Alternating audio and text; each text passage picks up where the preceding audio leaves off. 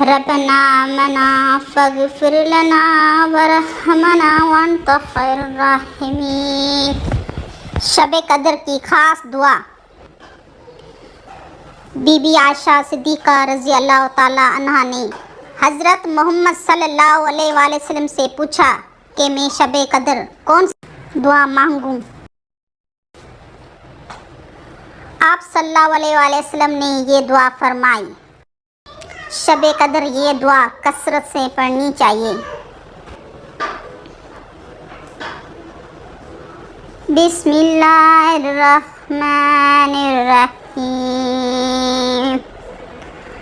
اللہم انک عفو کریم تحب العفو فاعف عنی یا غفور یا غفور یا غفور۔